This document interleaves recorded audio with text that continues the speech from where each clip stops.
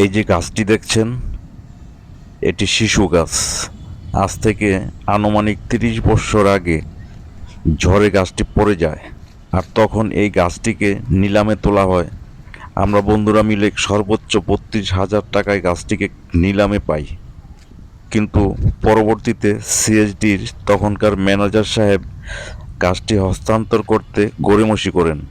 কারণ জানতে চাইলে উনি উত্তর দেন, আমলাতন্ত্র জটিলতা, সরকারি জিনিস তো, চিঠি চালাচালির কিছু ব্যাপার আছে, তাই আপাতত গাছটি হস্তান্তর করা যাচ্ছে না।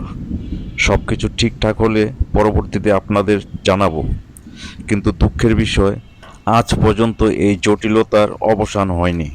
গাছটি এখন পচে গেছে। পাশে কিছু গাছের কাটা অংশ দেখছেন, এগুলিও হয়তো অনেক দিন আগে কাটা হয়েছে, কিন্তু কোনো কাজেই লাগানো হচ্ছে না। এগুলিও হয়তো এক সময় আমলাতন্ত্র জটিলতার কারণে পচে যাবে। গাছটি উদাহরণস্বরূপ দেখালাম। এমনিভাবে দেশের অসংখ্য সরকারি প্রতিষ্ঠানে এর চাইতেও লাখো গুণ বেশি দামি জিনিসপত্র অযত্ন, অবহেলা আর অব্যবস্থাপনায় নষ্ট হয়ে যাচ্ছে, যা কিনা সময় মতো ব্যবস্থা গ্রহণ করলে কাজে লাগানো যেত, বা বিক্রি করলে সেই টাকায় নতুন নতুন প্রতিষ্ঠান করে বেকারদের কর্মের সংস্থান করা যেত।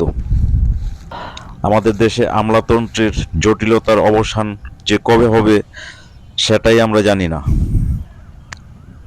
যারা ভিডিওটি দেখছেন এবং শুনছেন, আমার মনে হয় সবাই আমার সাথে একমত হবেন, তাই না?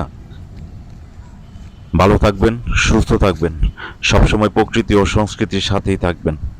আল্লাহ হাফেজ।